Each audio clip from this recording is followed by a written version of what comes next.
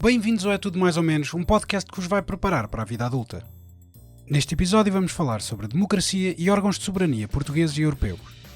O nosso convidado é João Maria Joné, consultor político licenciado em Ciência Política e Relações Internacionais. É autor do projeto O Parágrafo, onde faz análise política resumida, simplificando conceitos. Fiquem então com a nossa conversa com João Maria Joné. João, bem-vindo ao É Tudo Mais ou Menos. Lembras-te quando é que te começaste a interessar por política? Já, obrigado pelo convite. Gosto sempre de ver projetos destes, de tentar simplificar isto.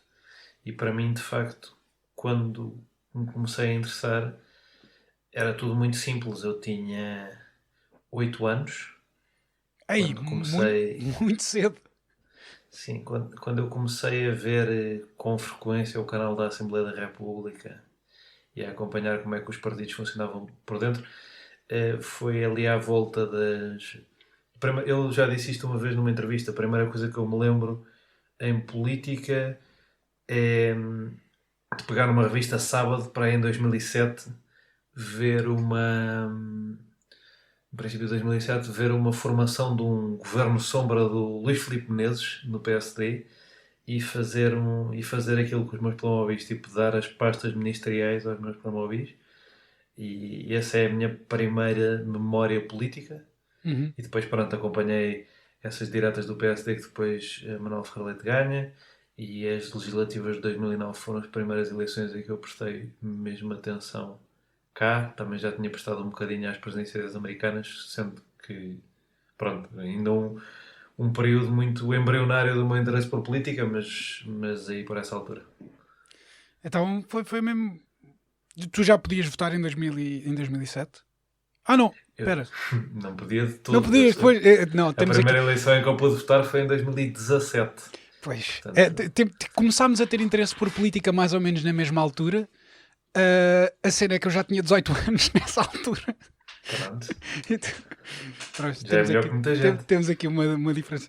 Sim, é verdade, mas mesmo assim para mim foi muito tarde. Eu acho que a primeira vez que votei ainda nem sequer tinha noção nenhuma de como funcionavam os partidos.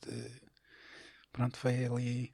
Porque a minha família também não é muito politizada. O meu avô é doente do PSD, mas é como ele é doente do Futebol Clube do Porto.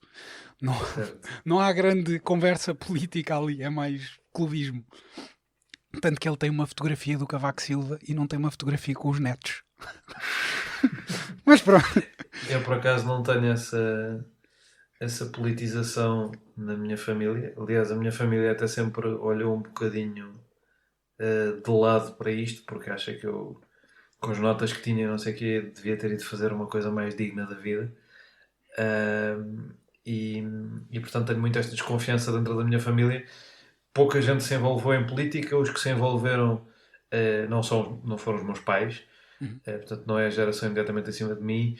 Os meus avós envolveram-se, os irmãos mais velhos, o irmão mais velho do meu pai também, mas não imenso. O irmão mais velho e a mulher dele envolvem-se em causas públicas e políticas, mas não são políticos. Uhum. A minha avó diz sempre: o último político que houve nesta família era o meu pai, que é o meu bisavô, que eu tenho aqui. Agora estamos sem câmera, não te posso mostrar, mas tenho aqui para assustar pessoas uma fotografia do meu bisavô enquanto Presidente da Câmara de Cascais a receber o Presidente do Conselho, porque ele era membro da União Nacional e foi Presidente da Câmara de Cascais no fim dos anos 60.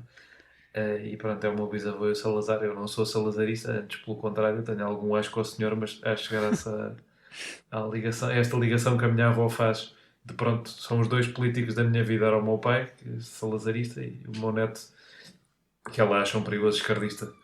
Ei! Pelo menos pelas minhas posições sociais.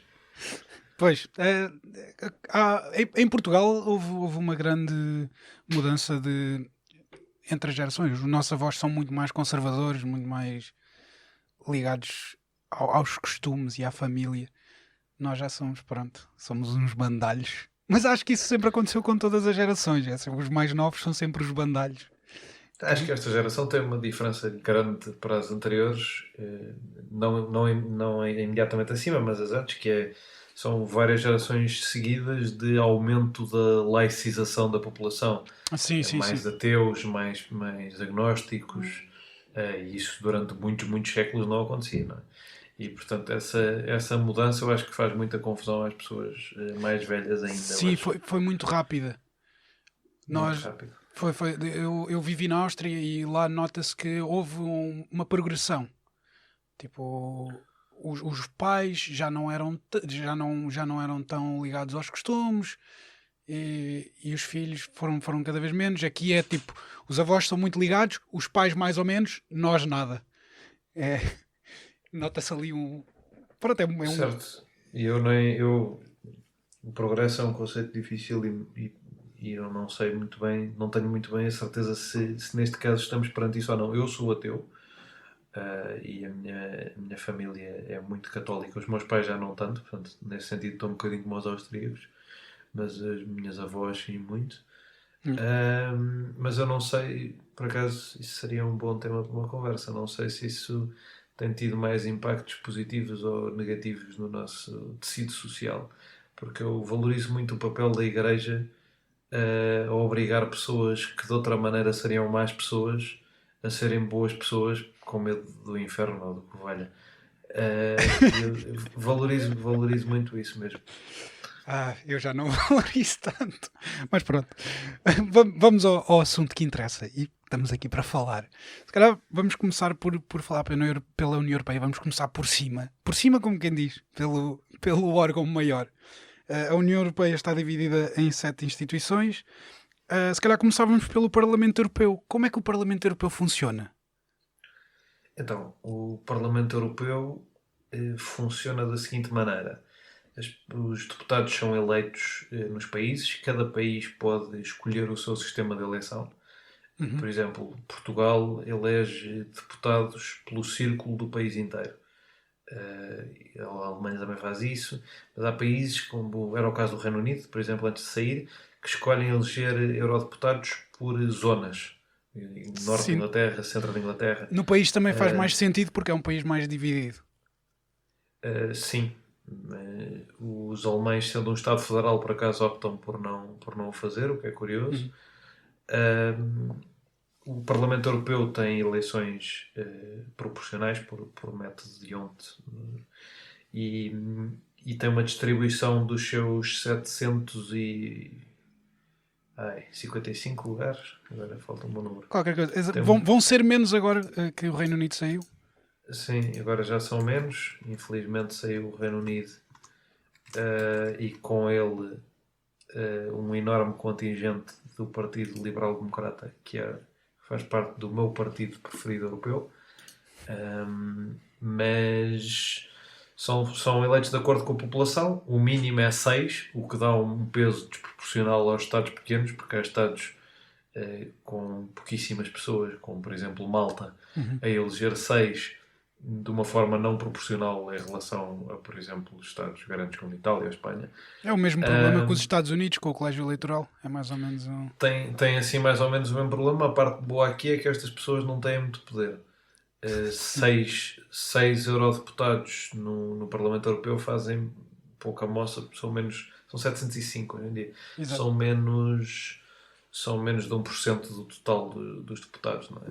O Parlamento Europeu divide-se por grupos políticos. As famílias políticas têm vindo a organizar-se ao longo dos anos de várias maneiras diferentes. Por exemplo, o centro-direita tinha várias famílias, depois unificou-se todo numa família porque perdia sempre as eleições europeias e quem fica em primeiro normalmente tem importância relativa para depois dividir os cargos da União Europeia. Isto é um bocadinho complicado de explicar os órgãos 1 a 1, porque estas coisas estão todas interligadas. Sim. O Parlamento Europeu e as suas eleições, desde que são diretas, que é desde 79, tem uma parte formal de eleger eurodeputados, que na prática têm pouco poder, vão tendo mais, mas na prática têm pouco poder, mas uma parte informal de dar poder relativo a determinados grupos políticos depois para as negociações dos cargos europeus, seja no Conselho, seja na Comissão. principalmente desde que se instituiu que o partido que fica em primeiro nas eleições europeias nomeia o presidente da Comissão, ou o presidente da Comissão sai do seu partido. Já houve uma forma mais formal disto acontecer em 2014, que era o cabeça de lista de cada partido ia ser o presidente da Comissão. Em 2019, o Partido Popular Europeu apresentou um incapaz e, como tal, acabou rapidamente com esta regra, porque os outros não aceitaram um candidato incapaz de ser presidente da Comissão Europeia. Incapaz E, portanto, como assim? O Manfred Weber é uma pessoa reconhecida na Europa como um interessante tribuno de defesa dos interesses do centro-direita, mas não tem experiência nem capacidade política reconhecida pelos outros partidos europeus e mesmo até por parte do PPE para ser presidente da Comissão. Acresce aqui o facto engraçado de se ter, portanto, nomeado Ursula von der Leyen, que também não era vista como tendo a experiência política necessária nem a qualidade política, até porque o último trabalho que ela fez, que foi ser Ministra da Defesa da Alemanha, foi um redondo fracasso. Acabou por ser ela, por insistência do Partido Popular Europeu, que disse: chumbaram um, não vão chumbar dois, basicamente. Mas isto para explicar, é por isto que estas coisas acontecem, tem a ver com a quantidade de deputados que são eleitos por cada partido. E o Partido Popular Europeu foi formado exatamente para isso, porque os social-democratas ficavam sempre em primeiro e havia vários partidos de direita espartilhados. E então o Partido Popular Europeu foi uma espécie de projeto de poder criado entre partidos que eram das famílias mais liberais, das famílias mais conservadoras, e fizeram um partido popular, quer dizer ideologicamente pouco, e que reúne uma espécie de frente de direita, que está cada vez mais espartilhada por uma série de razões. Surgiram novos movimentos, um partido de extrema-direita, o Identidade e Democracia. Os conservadores ingleses criaram o grupo conservador para se afastar dos democratas cristãos que dominavam o Partido Popular Europeu. Esses conservadores acabaram por abandonar, não é, o Parlamento Europeu, mas o partido mantém-se como uma força relevante, até porque governa a Polónia neste momento. Os socialistas e democratas são a segunda maior força, a força de centro-esquerda. Têm menos capacidade de agregar o seu espaço, até porque os verdes estão cada vez maiores, como tem acontecido no resto da Europa. Depois, para além dos já verdes, tem Portugal. Já tem Portugal, mais ou menos. O PAN teve bons resultados que foram creditados à família dos verdes nas nas europeias de 2019. Sim, os verdes, ao estarem coligados com o Partido Comunista, acabam por perder um bocado essa... Sim, e também existe outro grupo verde para além dos verdes. Os verdes europeus são um grupo verde centrista, centro-esquerda. Depois há o grupo da esquerda europeia e esquerda nórdica, que é onde o PCP e o Bloco de Esquerda se enquadram, que é outro grupo grande. Depois outro grupo grande, que é um projeto também recente, parecido com o projeto do Partido Popular Europeu, é o projeto que uniu os partidos mais centristas e liberais da Europa, ou seja, aos grupos liberais veio unir centristas, que é o projeto liderado pelo Emmanuel Macron, que hoje em dia se chama Renew Europe, Renovar a Europa. E depois há uma série de outros partidos mais pequeninos, mas é preciso um número significativo de deputados para formar um grupo parlamentar no Parlamento Europeu, e esses partidos mais pequeninos não conseguem. Mas isto para explicar, o Parlamento Europeu divide-se desta maneira. Depois o que é que ele faz? Basicamente o que ele faz, a coisa mais importante que ele faz é confirmar quem é que vai ser o Presidente da Comissão Europeia. As outras coisas que ele faz são passar resoluções, coisas mais simbólicas, e que no geral terão o mesmo impacto que as resoluções sobre a independência da Catalunha que são passadas na Assembleia Municipal de Lisboa. E depois, para além disso, temos uma espécie de pareceres que têm de passar sempre pelo Conselho e pela Comissão, mas em que o Parlamento Europeu pode dar o seu primeiro input, que é importante. Para além disso, a parte investigativa, de investigação das comissões de inquérito, também é importante no Parlamento Europeu e na construção de regulações. Mas o Parlamento Europeu acaba por ser o parceiro menor da construção de políticas, apesar de ser importante.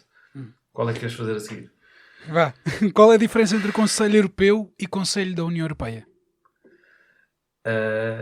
Porque É são uma são duas pergunta. coisas diferentes. Ao Conselho Apes- da Europa, Apesar de ter. ao Conselho da Europa, ao Conselho da União Europeia e ao Conselho Europeu. O Conselho da Europa foi uma coisa que começou nos anos 70 e é o primeiro grande compromisso internacional conseguido entre os Estados Unidos e a Rússia na Europa para criar um, é uma espécie de abertura da União Soviética na altura, Uhum, para criar uma organização em que todos subscreviam a uma série de bases fundamentais de direitos humanos, de valores, uhum, basicamente. Acabou por ser muito pouco relevante ao longo da história, mas contribui para esta nossa confusão. Porque depois há o Conselho Europeu.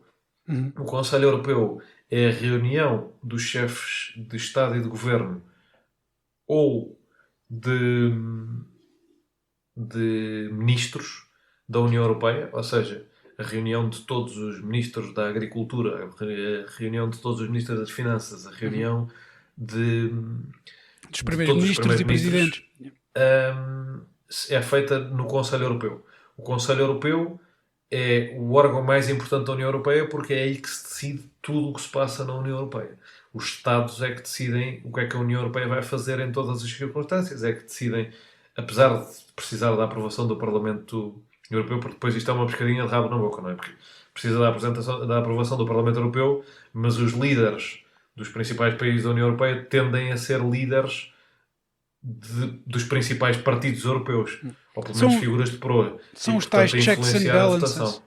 São, são os... Sim, é difícil dizer que isto é um check and balance, que isto é um check on balance, porque isto não é claro e não é um procedimento legal claro, ou seja, o que é negociado numa porta fechada de um Conselho Europeu para decidir que uma pessoa fica presente de uma coisa e outra fica presente de outra, não está disponível Pois. em ata pública, em ata pública para uma pessoa poder saber o que é que lá se passa. Isto difere. O Conselho Europeu difere do Conselho da União Europeia, que era a tua pergunta, Exato. que foi a coisa que Portugal recentemente presidiu. O Conselho da União Europeia é, é o que permite a gestão de todas estas reuniões, basicamente. É um órgão de. Eu não quero chamar mestre de cerimónias, mas é quase. Porque tem uma parte também de preparação das propostas, de guiar as políticas, mas o Conselho da União Europeia é presidido de 6 em 6 meses pelo líder, pelo chefe de Estado e Governo de cada um dos países da União Europeia, que Uhum. roda entre todos, e o que se faz é assumir uma função de controle das reuniões, não, obviamente ninguém controla o que é que lá se passa, mas de organização, de escolha de temas, de preparação dos dossiês, para depois conduzir a política nas intenções que queremos. Isso é diferente por ser mais ligado à especialização política dos comitês, dos ministros da Agricultura e das Pescas. Uhum. É diferente da maneira como nós estamos habituados a pensar o Conselho Europeu, aqueles grandes eventos que reúnem os principais líderes europeus e em que se decide tudo. Pois. E a França, a Alemanha tem muito mais força aí. Mas é importante dizer que quando os líderes vão ao Conselho Europeu, eles estão a apoiar-se no trabalho especializado que as suas delegações diplomáticas na União Europeia e, e que que os seus ministérios e equipas de ministérios fizeram no Conselho da União Europeia para poder discutir, tal como se estão a apoiar no trabalho do Parlamento Europeu. Isto não sendo checks and balances, porque não é bem um sistema construído, é um sistema construído um bocadinho ad hoc, ou seja, os poderes foram sendo distribuídos, isto não foi pensado tipo, este vai controlar este e aquele vai controlar aquele.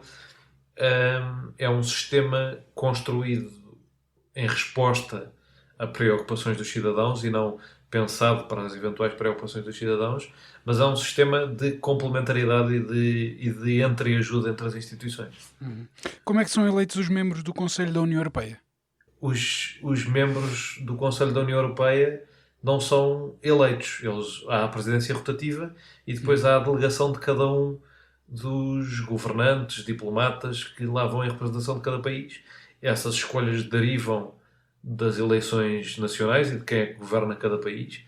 Ou seja, tanto no Conselho Europeu como no Conselho da União Europeia, nós estamos a ver, nós pensamos só nas eleições europeias como uma eleição europeia, mas as eleições nacionais que nós fazemos, as legislativas que nós fazemos e o facto de resultarem em governos são também fundamentais para a composição destes órgãos. Ou seja, se o António Costa não for eleito Primeiro-Ministro, se for o Rui Rio, é o Rui Rio que é o representante de Portugal no Conselho Europeu. Exato. Portanto, nesse sentido, até é uma eleição europeia mais importante do que as eleições europeias.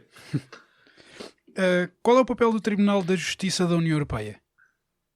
O Tribunal da Justiça da União Europeia é isto. Causou imensos problemas durante o Brexit. O órgão máximo de decisão do que é que se passa dentro da União Europeia. Isto é particularmente importante na coesão europeia por causa do mercado único. Ou seja, desde o início a Europa foi construída primeiro como um mercado único e a base fundamental da manutenção deste mercado era a livre concorrência e era a livre concorrência e a circulação de pessoas e bens e serviços. Essas coisas só são garantidas com um tribunal constantemente a dizer não, o vosso Estado não pode subsidiar isto contra outras empresas europeias porque isto vai causar concorrência desleal. Sim, esta coisa pode ser exportada daí para aqui sem pagar impostos. É este tipo de coisas que os tribunais europeus estão mais habituados a fazer. Também há um Tribunal Europeu dos Direitos Humanos, não sei se queres falar dele também, mas esse estará mais preocupado com a questão dos direitos civis dentro da União Europeia. Mas todos acabam por estar, o Tribunal de Justiça da União Europeia acaba por ser o órgão máximo para todas estas decisões. Claro que é mais fundamental como o árbitro do mercado único, sendo que o árbitro também pode ser considerado a Comissão, talvez como juiz do mercado único, VAR do mercado único, se quisermos. Mas tem muitas outras funções que passam pela palavra última em casos judiciais, e porque é que isto foi muito importante durante a questão do Brexit, porque os ingleses, eu digo ingleses porque não era a opinião de todos os britânicos, os ingleses tinham a ideia de que a sua justiça tinha de acabar num órgão nacional e que não podiam ir recorrer até um órgão que não fosse um órgão nacional. Que podia até tirar a razão à decisão do órgão nacional. E isto era uma questão importante de soberania para os ingleses e por isso este tribunal teve mais na moda recentemente. Como é que são eleitos os membros do Tribunal da Justiça? Eles são eleitos por nomeação, um bocadinho como... É a lógica de qualquer Supremo Tribunal no mundo. A decisão passa em igual medida pelos órgãos todos da União Europeia. Os mecanismos formais e informais acabam por ser muitas vezes confusos, não é? Porque muitas vezes decisões de votações no Parlamento Europeu são feitas no Conselho Europeu, decisões da Comissão são feitas no Conselho Europeu, e por isso escolhas que podem ter só o input de uma das três coisas acabam por ter sempre de todas as coisas, e a composição dos juízes não é exceção, apesar dela acontecer com necessidade de confirmação e com nomeação dos governos nacionais.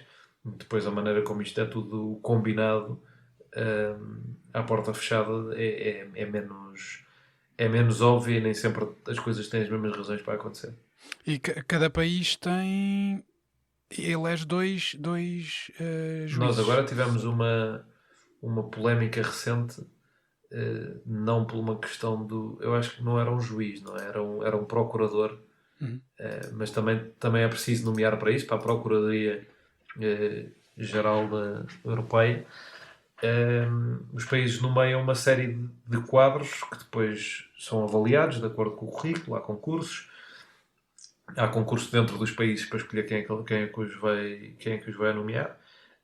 Mas sim, existe essa questão do direito de dois por país. Depois dentro do tribunal divide-se entre os casos se participam todos, se participam alguns. é parecido com outros Supremos Tribunais de outros sítios. Qual é que é o papel do Banco Central Europeu? O papel do Banco Central Europeu Para que é que ele serve?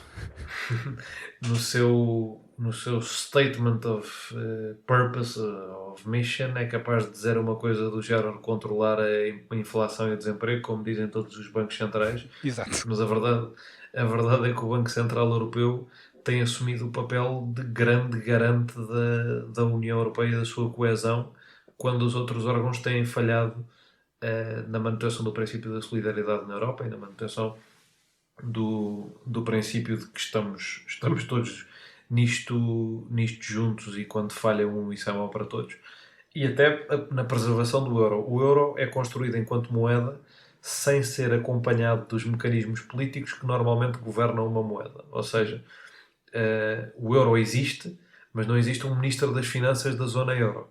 Exato. E como tal, apesar do presidente do Eurogrupo ter mais ou menos evoluído para uma posição em que parece que tem essa função, não tem na prática. E não havendo uma política monetária comunitária na zona euro, é difícil controlar o funcionamento de uma moeda.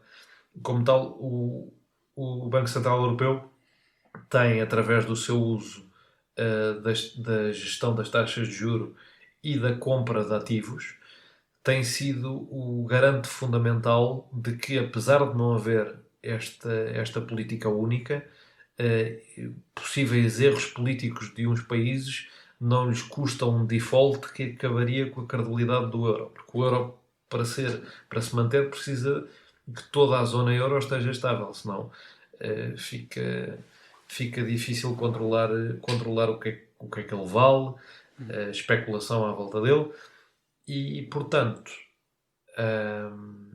como isto acontece, o Banco Central Europeu, desde a presença do Mário Draghi e agora da Christine Lagarde, o Mário Draghi era uma pessoa de Banco Central, Christine Lagarde nem sequer é, portanto já se assumiu claramente que o Presidente do Banco Central Europeu é que é de facto o coordenador desta política comunitária que pode garantir que Estados mais vulneráveis são protegidos, que se garantem taxas de juros mais baixas do que se calhar a Alemanha desejaria, que se pode garantir uma política comunitária realmente solidária e que às vezes não é o que uma pessoa de um banco central devia fazer, mas a falta da organização política para alguém fazer acaba por ficar no Banco Central Europeu.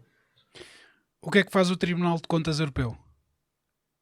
O que faz também qualquer Tribunal de Contas, como devem calcular, com uma carga de trabalho superior e com uma dificuldade maior de controlar onde é que são gastos os fundos europeus, se foram bem gastos, se foram mal gastos, se os relatórios, os orçamentos. Estás a imaginar o que é a gestão de fundos europeus em Portugal, não é? Imagina isso vezes 27 e o que o Tribunal de Contas Europeu não terá de andar atrás. Portanto, é relatórios de contas e orçamentos, basicamente é isso que eles fazem. Tem havido muitas acusações de vários quadrantes políticos de que a União Europeia não é um órgão muito democrático. Temos o Parlamento Europeu, que os deputados são eleitos por votação do povo, mas o resto é tudo mais ou menos por nomeações ou por eleições que são indiretas, como por exemplo a Comissão Europeia. Ao votarmos no Primeiro-Ministro, estamos a elegê-lo para a Comissão Europeia. Para o Conselho Europeu. Para o Conselho Europeu. Apesar da Comissão Europeia também ter uma espécie de eleições indiretas, no sentido em que o equilíbrio de forças do Parlamento Europeu e do Conselho Europeu se reflete na composição da Comissão Europeia. Na verdade, diretamente para a União Europeia, votamos nos deputados do Parlamento Europeu. Não há... Tirando os países que votam, que escolhem o seu chefe de Estado através de sufrágio direto, por exemplo, a França. A França, apesar de não estar a ser debatido por aí além, é um facto político óbvio. Quem elege o presidente francês está a eleger uma pessoa para mandar para o Conselho Europeu e uma pessoa para mandar no Conselho Europeu, não é? Portanto, os franceses vivem bastante com essa realidade de que o seu presidente tem um papel importantíssimo na condução dos destinos da União Europeia. É uma realidade, se calhar, diferente da que nós temos num país mais pequeno, mas nos grandes isso é muito óbvio. Eu estou a eleger um líder para o meu país e o líder para o meu país vai ser um líder europeu fundamental. Eu percebo a acusação de falta de democracia, não é? Também foi um dos argumentos para o Brexit. Sim, apesar dos ingleses serem aquelas pessoas que fazem eleições em que 50% das pessoas votam noutra pessoa e as que votaram 43% numa pessoa dão-lhe uma maioria absoluta retumbante. Portanto, é um bocadinho difícil. Os ingleses têm dos sistemas menos democráticos de eleições no mundo. Nós temos eleições proporcionais. Aliás, se não fossem as eleições proporcionais da União Europeia, nem sequer tinha havido Brexit, porque nunca na vida uma pessoa com uma visão pró-Brexit teria sido eleita no sistema eleitoral inglês. Para tu teres uma ideia, em 2015, no pico da causa do Brexit, o Nigel Farage liderou o UKIP numas eleições legislativas no Reino Unido. Eles tiveram 18% dos votos e elegeram 0 deputados. Enquanto o Partido Nacionalista Escocês teve 4% dos votos e elegeu 50 deputados. Um sistema democrático até dizer chega, não é? Exato. Mesmo os próprios Estados Unidos também têm alguns Estados problemas. Unidos têm exatamente esta situação da eleição em sistema de first past the post, ou seja, a eleição não proporcional das suas câmaras legislativas, e ainda tem a questão da eleição indireta do Presidente dos Estados Unidos, que é se calhar o problema maior no meio disto tudo, para além da questão do Senado. A única coisa em que a União Europeia tem o tipo de déficit democrático que tem os Estados Unidos ou o Reino Unido será na questão de muitas votações no Conselho Europeu necessitarem de unanimidade. E, como tal, dá-se a capacidade ao chefe de Estado ou de Governo de um país muito pequenino de votar uma coisa que 99% dos europeus pode ser a favor. E aí está uma questão de democracia interna. A outra, talvez mais importante, mas eu nem sei se é uma questão democrática, é uma questão de opções políticas, é que na Europa durante muito tempo se formou uma espécie de bloco central entre o centro-esquerda e o centro-direita que tomava decisões de consenso que não agradavam a ninguém, mas que passavam entre os dois. E os blocos centrais normalmente tendem, lá está, a ser uma solução de compromisso total que não agrada a ninguém e não reflete particularmente bem a vontade geral da população, porque não agrada a ninguém. Agora, isso, com o diluir dos grandes partidos, que é o que está a acontecer, isso põe-se mais em causa e pondo-se mais em causa maior se nós fizermos equivaler o conceito de democracia ao conceito de capacidade e poder negocial da oposição, capacidade e poder negocial do máximo de atores possível, que eu acho que não há uma equivalência direta, ou seja, um Estado pode ser totalmente democrático e mandarem sempre as mesmas pessoas, como acontece, por exemplo, no Japão. O que falta, se calhar, é um bocadinho de diálogo interno sobre a União Europeia, e houve, se calhar, um exagero tal na criação de consensos que agora produziu estes extremismos e radicalismos que vemos no Parlamento Europeu. Porquê? Porque as pessoas já estavam tão fartas e tão exasperadas do consenso constante que quem queria ver as coisas debatidas, se calhar radicalizou-se para a extrema-direita ou para a extrema-esquerda. Nas últimas eleições europeias foram, por acaso, as primeiras em que o Partido Popular Europeu e os socialistas e democratas não conseguiam sozinhos criar uma solução estável no Parlamento Europeu, para além de também não conseguirem uma particularmente estável no Conselho Europeu, de maneira que tiveram de negociar com os verdes e com os liberais, e os liberais conseguiram uma série de cargos de relevo, e isso foi uma inovação importante.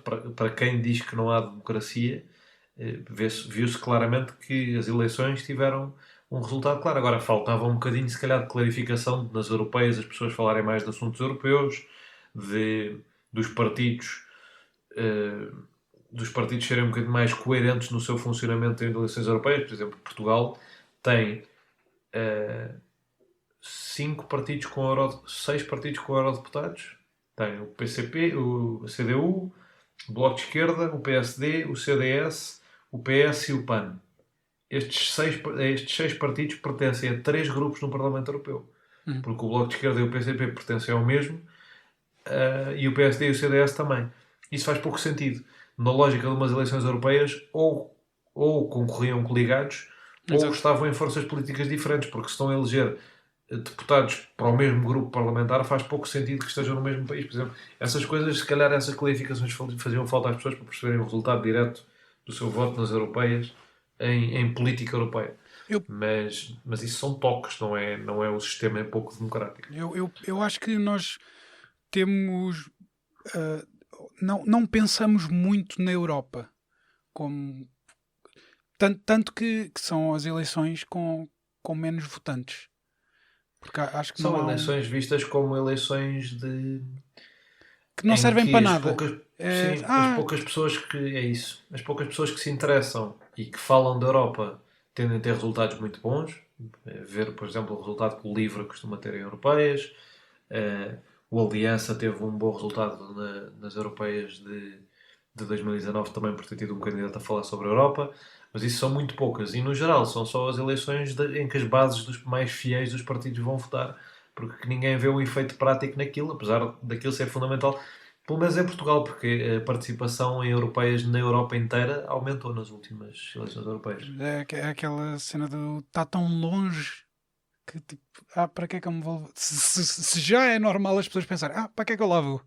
Não vai fazer nada quando está tão longe. Em Portugal tem 2 questões. A questão de facto, as pessoas não sentirem uma particular proximidade da União Europeia, que faz pouco sentido, porque é um país que mudou radicalmente por causa da União Europeia.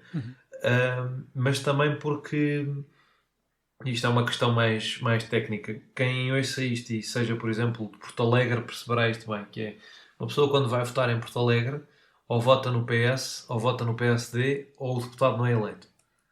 E há gente que mesmo assim vai lá votar noutros partidos. Mas há muita gente que não tem paciência para ir votar numa eleição em que o mínimo para eleger um deputado anda na casa dos 30%.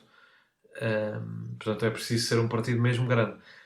As europeias não têm bem isto, mas quase. Ou seja, são precisos 5, 6% dos votos para conseguir eleger um deputado no Parlamento Europeu. Portanto, também é de certa maneira menos útil a uma pessoa, a um português comum, votar nas europeias, pelo menos a um lisboeta e a um portuense, os outros nem por isso, mas a um lisboeta e a um portuense sem dúvida, e até a um bracarense, por acaso, porque só há 18 eurodeputados para o país inteiro. E, portanto, isso é o tamanho do círculo de Setúbal. E, portanto, para a maioria das pessoas, para a maioria dos habitantes de Portugal, há votos que não compensam. Há uma eleição que já parece um bocadinho decidida à partida, normalmente. Não... Sendo que às vezes pode ser usada para dar um cartão amarelo ao governo, ou uma coisa qualquer, mas mesmo aí... Sim, acho que ela é mais usada para isso. É aquela coisa... Ou vão as pessoas, como o caso dos meus avós, que vão votar no partido que sempre votaram, não sabem sequer que eleições são. Ou então é um bocado isso de aquelas eleições ali no meio, que pode ser um aviso para o primeiro-ministro, tipo, olha, se calhar não estamos a gostar muito do teu trabalho. Mas é que aí também, lá está, as pessoas percepcionam as autárquicas. Depois ainda tens aqui outra coisa, que são tão poucos candidatos. Sim. Por exemplo, o PSD, nos seus 6 eleitos, o PSD tenta ter, e o PS também, nos seus grupos, um representante de mais ou menos todas as áreas geográficas do país, eleito. E depois nas listas, obviamente, ainda mais. Mas estás a falar numa, 2 pessoas por distrito na lista inteira. E mesmo que não seja na lista inteira, é olhar para eles. Paulo Rangel foi representar o distrito inteiro do Porto, a Lídia Pereira o distrito inteiro de Coimbra. Normalmente em autárquicas ou mesmo em legislativas estás a falar de uma porrada de candidatos que trazem pessoas atrás que conhecem, que são familiares. Estão muito o mais próximos. o fenómeno é muito mais aberto. Aqui estás a falar de uma série de nomes, um por distrito, que a pessoa se calhar ouviu falar, se calhar não ouviu. É próximo de quem esteja perto da elite mediática em Lisboa, mas de resto é difícil dizer que vai puxar muita gente. Ok, agora vamos voltar aqui a Portugal. Ahm, Em Portugal existem 4 órgãos de soberania: o Presidente da República, a Assembleia da República, o Governo e os Tribunais. Como é que é eleito o Presidente da República e quais são os seus poderes? Então, o Presidente da República é eleito por sufrágio universal e direto, com eleições a 2 voltas, ou seja, se ninguém tiver 50% mais um na primeira eleição, realiza-se uma semana depois entre os 2 candidatos mais votados. Isto só aconteceu uma vez na história democrática de Portugal, nas eleições de 1986 entre Mário Soares e Freitas do Amaral. E pronto, não é particularmente comum, até porque os presidentes são reeleitos com facilidade e nós tivemos poucos até agora. Há poucas eleições para a presidência da República realmente disputadas. Os poderes do Presidente da República. O Presidente da República tem alguns poderes formais, é chefe de Estado-Maior das Forças Armadas, pode, como vimos, dissolver a Assembleia da República, tem essa capacidade de nomeação, nomeia toda a gente, o Governo, o Primeiro-Ministro, e dá posse a todas as pessoas que fazem parte do Governo e de todos os restantes órgãos de soberania. Não tem muito poder formal para além disso, tem capacidade de veto, mas o veto pode ser anulado por uma votação simples, por maioria simples na Assembleia da República, portanto, na prática não é um veto, é um statement político. E, portanto, não é um presidente muito poderoso, aliás. Pode declarar guerra. Pode. Nós fazemos parte de um pequeno grupo de países que o Jorge Sampaio eternizou no Clube de Barcelos, que é um pequeno grupo de países europeus que são basicamente os presidentes sem poder. E eles todos os anos reúnem-se, a primeira vez foi em Barcelos, reúnem-se e conversam sobre, sei lá, sobre o facto de não terem poder ou o que é. E pronto, somos nós, a Itália, a Alemanha, a Grécia, assim, sítios que tu nunca ouviste falar do Presidente da República. A Áustria, provavelmente também. A Áustria também. Sítios que tu nunca ouviste falar do Presidente da República porque ele não é particularmente relevante na ordem constitucional, apesar de ter estes poderes de emergência. Aliás, nós também já assistimos. Marcelo Rebelo de Sousa, de facto, só lhe falta declarar guerra para nos fazer... Ele deve estar a dar uma aula de constitucional, não é? Tentar mostrar tudo todos que dá os para poderes fazer que um presidente Exato. tem. Pode fazer os poderes de emergência lá nas situações de emergência de saúde e não sei o quê. Já mostrou. Dissolver a Assembleia já mostrou também. Se recusar a dar posse não foi Marcelo Rebelo de Sousa, mas foi o Cavaco Silva que não quis dar posse a António Costa até existir um acordo escrito com os parceiros da dita Geringonça, que tornou agora Cavaco Silva a maior figura de culto do PCP e do Bloco de Esquerda. Mas pronto, os poderes do Presidente andam mais ou menos por aí. Tem 2 mandatos e um limite de 2 mandatos de 5 anos. E depois, se quiser candidatar, não pode ser consecutivo. Tem um limite de 2 mandatos consecutivos. Por exemplo, o Mário Soares candidatou-se às presidenciais de 2006. Exato. Por isso, eu se fosse espanhol, agora estava com medo. Porque o Marcelo pode-se lembrar. E Falta-lhe essa aula. Como é que é constituída a Assembleia da República? Então, a Assembleia da República é composta por 230 deputados, eleitos pelos 18 círculos eleitorais que nós temos, os nossos distritos, mais 2 eleitos pelo resto do mundo e 2 eleitos pelo resto da Europa, que são os infelizes que têm direito a 2 deputados independentemente da quantidade de pessoas que sejam. E os portugueses são muitos lá fora. Sim, não votam, mas é curioso esse facto de que o círculo resto da Europa tem mais ou menos a mesma quantidade de pessoas que um grande círculo português, mas enquanto os grandes círculos portugueses têm 40. Isso também pode ser uma razão para as pessoas não votarem, não é? Porque Sim.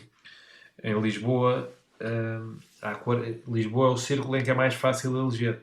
E, portanto, há 48 deputados para dividir. Qualquer pessoa que tenha, qualquer partido tenha 2% em Lisboa, elege um deputado. Se aplicasse esse critério aos círculos do resto do mundo e do resto da Europa, hum, se calhar havia uma mobilização maior nas comunidades imigrantes para... Se a ideia é dizer que Portugal é de facto um país dos imigrantes e que existe para lá das suas fronteiras, se calhar era giro rever isso, mas é uma nota à parte. Um, os, os deputados são eleitos por método de Hont, ou seja, é um método em que o partido mais, dependendo da quantidade de deputados em cada círculo, por exemplo, nos 48 em Lisboa, se põe numa tabela o número de votos que cada partido teve no distrito, depois divide-se o primeiro número por 48, o segundo, assim sucessivamente, e dividem-se os votos de todos os partidos por 48, e os 48 maiores números resultam num deputado. Ou seja, se a certa altura o PSD a dividir por 13 é mais pequeno que a Iniciativa Liberal a dividir por 1, e portanto entra, em vez do 13º do PSD, entra o da Iniciativa Liberal. E é assim que os nossos deputados são eleitos. Mas não, a Assembleia não é só feita de deputados. A Assembleia não é só feita de deputados, tem lá um staff também e seguranças, mas não sei, explica-me onde é que estás aí com o Presidente da Assembleia? A segunda figura da nação.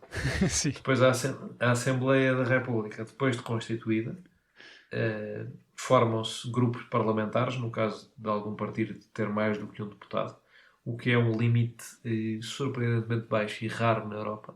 Normalmente, para ter direitos de grupo parlamentar, ou seja,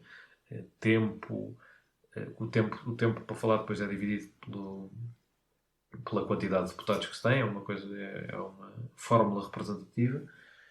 O tempo que se tem, a capacidade que se tem de intervir em diversos debates, a presença em comissões, depende também deste peso relativo.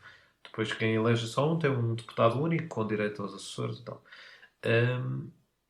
Quando a Assembleia da República toma posse, uma das primeiras coisas que faz é a eleição, por maioria simples, do seu presidente.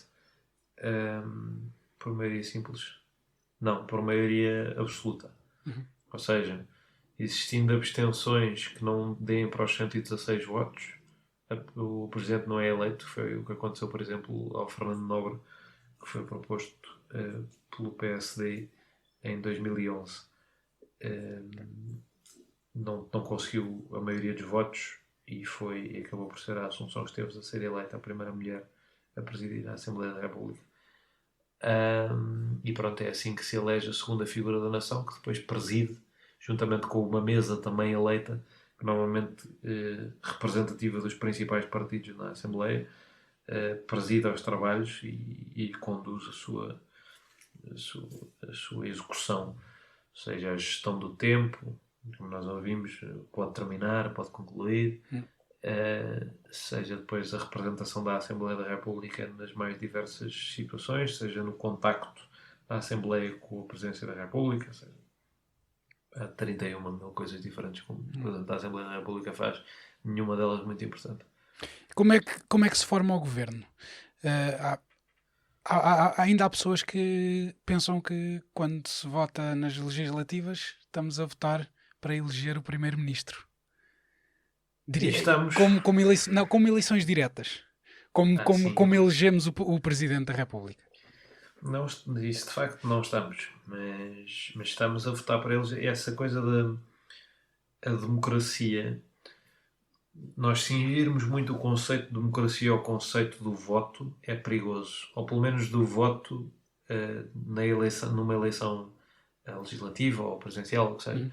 A democracia é todo o processo que está para trás, que envolveu eleições internas, envolveu debate, envolveu discussão, envolveu votos dentro de comissões políticas de partidos, constituição de comissões políticas, de plenários, do Desculpa, que seja. O meu cartão parou.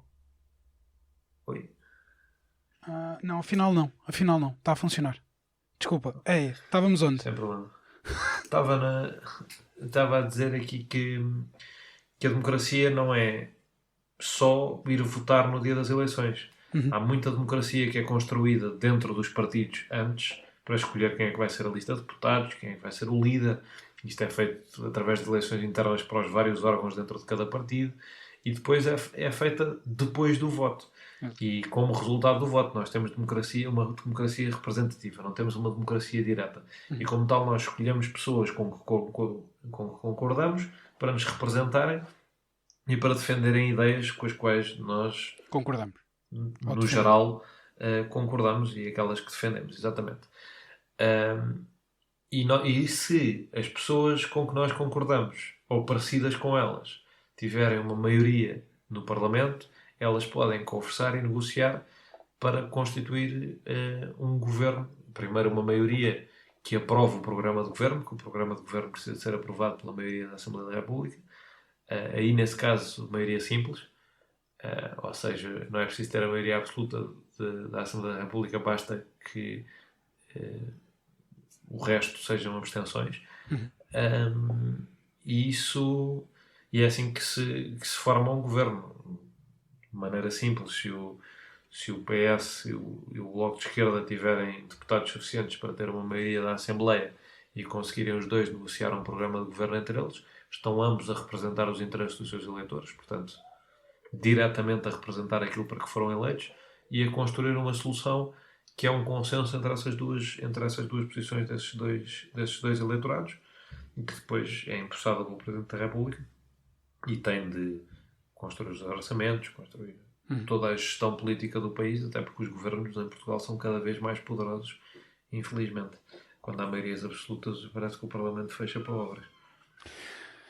Bem, depois o outro órgão são os tribunais.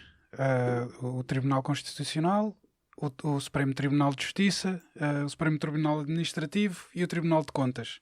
Porquê é que é importante os tribunais serem órgãos separados dos outros órgãos de soberania? Bem, eles estando separados, dependem deles através do sistema de nomeações. Por exemplo, os juízes do Supremo Tribunal são eleitos pelos nossos deputados, são nomeados dentro da Assembleia da República, para depois escrutinados lá. Porquê é que é importante esta sua independência? Isto é uma questão de ciência política a remontar ao século XVIII. O argumento dos defensores de um sistema de separação de poderes diz-nos que os tribunais devem ser independentes do poder político para que o cidadão comum possa estar protegido do poder político em caso de abuso. Exato. Para que o cidadão possa ter uma decisão a seu favor, mesmo que o poder político seja contra. Como lá está, agora sim, um check efetivo, um controle efetivo no poder do poder político, que se arroga ao controle de todas as outras partes da sociedade. Controla a defesa, controla a saúde, controla a educação e controla uma boa parte da justiça, no sentido do sistema de procuradores e da Procuradoria-Geral da República. Os juízes submetidos que estão administrativamente ao Ministério da Justiça são independentes do poder político na execução das suas funções. Ou seja, entrando num tribunal, o primeiro-ministro e o cidadão comum valem exatamente o mesmo. E isso é relevante porque entrando na Assembleia da República não é isso que acontece. Então agora vamos para o poder local. Para os pequeninos. Para o Portugal dos pequeninos. Se calhar vamos começar pelo mais próximo da população, que são as juntas de freguesia. Como é que são eleitos os membros da junta de freguesia? Então, as juntas de freguesia os membros das assembleias de freguesia são eleitos da mesma maneira que são eleitos os nossos deputados. Só que em vez de serem vários círculos, não sei o quê, é eleito só naquela freguesia. Por exemplo, eu vivo na freguesia de Estrela, em Lisboa. Esta freguesia tem um número de eleitos proporcional à sua população. Tenho 99% de certeza que são 17. mas não são 17, acho que são 17. Há juntas com um número muito menor de eleitos, há juntas com 3, há juntas com 5, há juntas com 7, depois depende, tal como as câmaras municipais. Depois vamos entrar por aí. Depois de eleitos os deputados à Assembleia de Freguesia por método de Onde, eles viabilizam o executivo da junta, sendo que, e isto é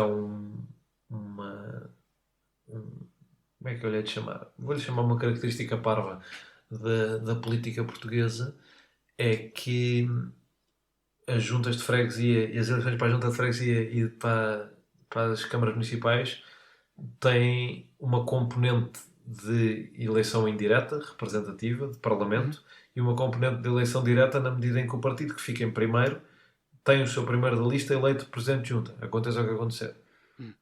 Depois, para governar, é que esse presidente eleito precisa de construir uma maioria para passar orçamentos e tudo mais, mas isso torna-se bastante fácil a partir do momento em que uma pessoa tem o poder executivo sobre todo o órgão autárquico, porque pode distribuir cargos, pode... e pronto, e por isso esta perversão parva do nosso sistema português, que garante que quem fica em primeiro governa mesmo que tenha uma minoria significativa dos votos. Sim, imaginemos um cenário esquisito em que há vários partidos à volta dos 20%, 5 partidos à volta dos 20%. E há um que tem 20% mais um. Isso. Yeah. Exato. E todos discordam brutalmente deste mas esse fica com um poder quase total sobre, no caso, a junta. Sendo que esse poder às vezes é inconsequente, as juntas do interior do país, das zonas mais isoladas, fazem gestão de cemitérios e de jardins e pouco mais. Às vezes nem de jardins.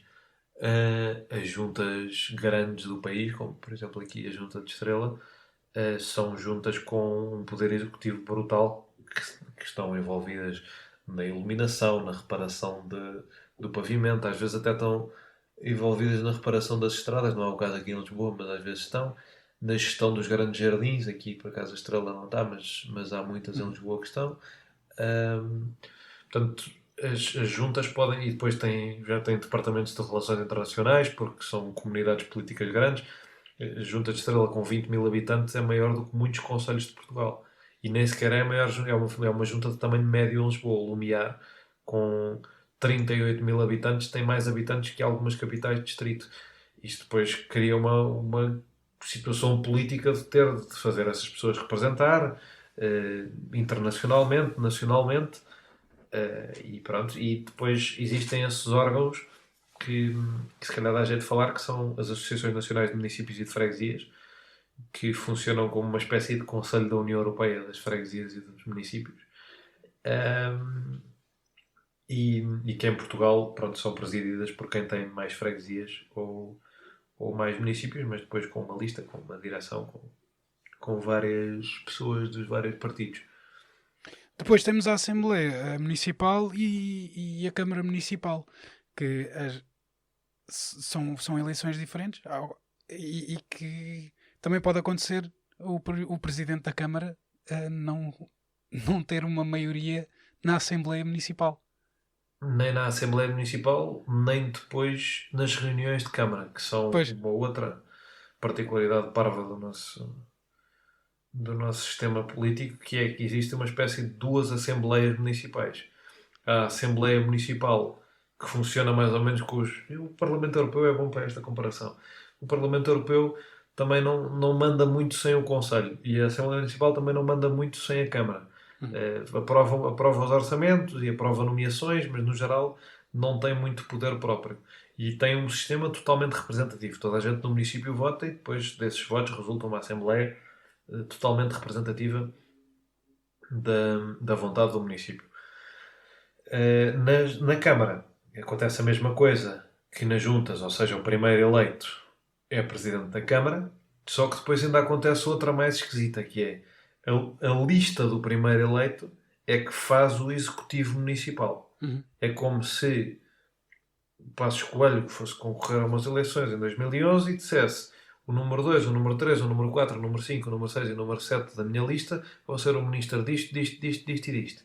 E sem ser as pessoas que tinham ido naquela lista, ninguém podia estar no governo. Nesse sentido, até é um sistema algo britânico, não bem a mesma coisa. Ou seja, no Reino Unido, para estares no governo, precisas de pertencer a uma das casas do Parlamento para seres ministro. Aqui não, aqui só podem estar no governo pessoas daquela lista, do governo da autarquia, e quando uma sai, ou é demitida, ou o que seja, passa a pessoa da lista que está abaixo. Portanto, suponho que tu construíste a lista com uma pessoa para a área da saúde, que era uma prioridade tua, puseste em terceiro. A pessoa para a área da saúde morre. Sobe a pessoa que tu não achaste tão importante, que era para o desporto. Pois. E fica vereador. Isto é uma cangalhada Mas de um os sistema. vereadores também não são assim tão importantes. Os vereadores, depende. Não, estou a brincar. Depende dos vereadores e depende dos sítios. Em Lisboa e no Porto são muito importantes. Ficam com poderes grandes. Agora vamos falar um bocadinho sobre as regiões autónomas, se calhar, que têm um sistema um bocadinho Deixa-me só diferente. dizer esta coisa que ficou a faltar das câmaras municipais, que é a maioria das coisas nas câmaras tem de passar na reunião de câmara. E a reunião de câmara pode não ter uma maioria para o partido do presidente. Lá está, por esta questão de não resultar diretamente. Portanto, voltando à comparação, seria como se a maioria do governo de António Costa tivesse pessoas do PSD e do CDS quando chega à reunião do Conselho de Ministros. Era esquisito. Mas pronto, é o que acontece nas autarquias. Regiões autónomas, bora. Temos muito pouquinho tempo. São regiões que têm um sistema político um bocadinho diferente. A Madeira tem um sistema semelhante ao nacional de Portugal inteiro, e são eleitas pessoas lá para a Assembleia Regional, e dessa Assembleia Regional resulta um governo igualzinho ao Parlamento português. E depois há Desculpa. Diz. E depois há o presidente da região, o presidente da Madeira. Exato. Tanto na forma de funcionar como na forma de eleger, é exatamente igual ao governo de Portugal, só que esse